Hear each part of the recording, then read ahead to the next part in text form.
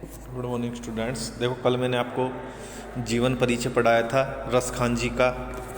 तो जैसे मैं आपको दिखाना चाहूँ, अगर कल जीवन परिचय पढ़ा था, उसके बाद मैंने कहा था कि कल हम सवैये के बारे में पढ़ेंगे। जैसे कि मैंने थोड़ा सा डिटेल में तो आपको कल ही बता दिया था कि रसखान जी ने जीवन परिचय में क्या क्या लिखा है। रसखान जी जीवन परिचय में क्या लिखा है, पाठ के बारे में भी मैंने आपको थोड़ा सा बताया था कि पाठ के बारे में उन्होंने क्या क्या लिखा है। पाठ के बारे में जैसे 4 सवैये हैं, इसमें चारों के बारे में आपको मैंने थोड़ा सा डिटेल में आपको समझाया था। तो मैं आपको थोड़ा सा ज़्यादा डिटेल में आज बताना चाहता हूँ कि इन सवैयों में कवि रसखान जी क्या कहना चाहते हैं हमसे। देखो, पहले सवैयों में पहले मैं आपको श्लोक कैसे पढ़ते हैं, पद्य को कैसे पढ़ा जाता है, ऐसे बताता हूँ। जैसे देखो, मानुष हो तो वही रस खानी, बसो ब्रज गोकुल गाँव के ग्वारन। जो पशु हो तो कहाँ बस मेरो, चरऊ नित नंद की धेनु मझारन। पाहन हो तो वही गिरि को, जो कियो हरि छत्र पुरंदर धारन। और जो खग हो तो बसेरो, करो मिल कालिंदी कूल कदम्ब की डारन। रसखान जी पहले सवैये में ये कहना चाहते हैं कि अगर मुझे मनुष्य जीवन मिले, अगर मुझे मनुष्य का जीवन फिर से मिलता है, तो मैं ब्रज और गोकुल के गाँव के ग्वालों के बीच में ही बसना चाहता हूँ। अर्थात कवि कहना चाहता है कि अगर मुझे वापस से मनुष्य का जीवन प्राप्त होता है तो हे प्रभु, हे लीलाधर, मुझे आप उसी ब्रज गोकुल के गाँव के ग्वालों के बीच में जन्म देना। मैं वहाँ की गायें चराना चाहता हूँ। दूसरी लाइन में उन्होंने कहा, जो पशु हो तो कहाँ बस मेरो।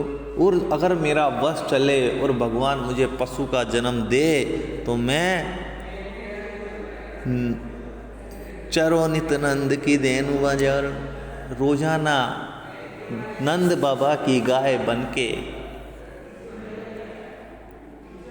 उनकी गायों के बीच में चरना चाहता हूँ। जो पशु हो तो, अगर मुझे पशु का जन्म मिलता है तो मैं नंद बाबा की गायों के बीच में गाय बनकर चरना चाहता हूँ। और पाहन हो तो वही गिरि को, जो कियो हरि छत्र पुरंदर धारन। और अगर मुझे जो पत्थर का जीवन मिले तो मुझे उसी पर्वत का जन्म मिले जिसको भगवान ने इंद्र से रक्षा करने के लिए अपनी उंगली पर छत्र की तरह धारण किया था, लोगों को बचाने के लिए। जो खग हो तो बसेरो, करो मिली कालिंदी कूल कदम्ब की डारन। और अगर मैं पक्षी बनूं तो मेरा बसेरा करने का मुझे स्थान यमुना नदी के किनारे जो कदम्ब की डाल है, उस डाल पर मेरा घोंसला हो, मेरा बसेरा हो, ऐसी कवि की इच्छा है। अगर पूरे श्लोक का आपको एक बार मैं अर्थ समझाना चाहूँ तो कवि ये कहना चाहता है कि मुझे अगर मनुष्य जीवन मिले तो मैं वही रसखान बनकर ब्रज गोकुल के गांव में ग्वालों के बीच में घूमना चाहता हूँ। जो पशु का जन्म मिले तो मैं रोजाना नंद बाबा की गाय बनकर चरना चाहता हूँ।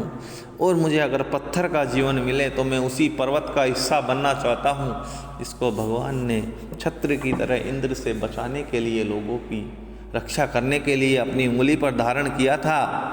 और जो खग हो तो बसेरो कर, और जो पक्षी का जीवन मिले तो मैं यमुना नदी के किनारे कदम की डाल पर अपने घोंसले को डालना चाहता हूँ, वहीं पर मैं बसेरा करना चाहता हूँ। कुल मिलाकर भगवान श्री कृष्ण की जन्मभूमि में ही कवि रहना चाहते हैं, वहीं पर अपना जीवन यापन करना चाहते हैं और उसी में अपने आप को धन्य मानना चाहते हैं।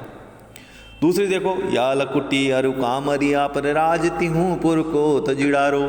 8 सिद्धि नव निधि के सुख, नंद की गाय चराई बिसारो।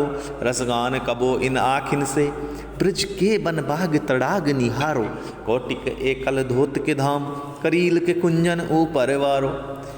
या लकुटी और कामरिया पर रसखान जी कहते हैं दूसरे पद में। देखो, किसमें दूसरे पद में इन्होंने किस चीज़ के बारे में कहा है, कृष्ण और कृष्ण भूमि के प्रति अपनी भक्ति का वर्णन किया है। देखो, इस लकड़ी और इस जो कंबल है, भगवान श्री कृष्ण के यहाँ पर रुककर मैं इस लकड़ी और कंबल पर तीनों राज्यों का लोग को न्योछावर करना चाहता हूँ, तीनों राज्य के लोगों को न्योछावर करना चाहता हूँ।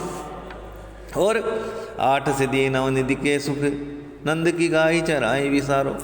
और मैं 8 सिद्धि और 9 निधियों के सुख को नंद बाबा की गाय चराने के ऊपर विसारो मतलब त्यागना चाहता हूँ। मैं नहीं चाहता कि मुझे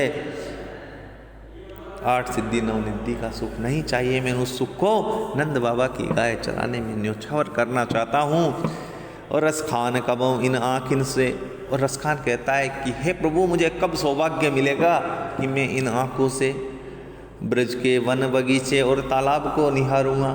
अर्थात रसखान जी अपनी आँखों से ब्रज के वन बाग बगीचे तालाब उनको देखना चाहते हैं और अपनी आँखों को तृप्त करना चाहते हैं, अपनी आँखों को शांति प्रदान करना चाहते हैं। और कोटि के कल धोत के धाम, इन करोड़ों के जो धाम है मेरा, जो करोड़ों के बिल्डिंगें बन रही, करोड़ों के मकान है, इन सबको मैं करील के कुंजन ऊपर वारो, करील की झाड़ियों के ऊपर ब्रज में न्योछावर करना चाहता हूँ। मुझे कोई ज़रूरत नहीं है इन करोड़ों के धामों की, मुझे तो ब्रज की गलियाँ मिल जाए, भगवान श्री कृष्ण की भूमि मिल जाए रहने के लिए, मैं अपने आप को सौभाग्यशाली मानूंगा।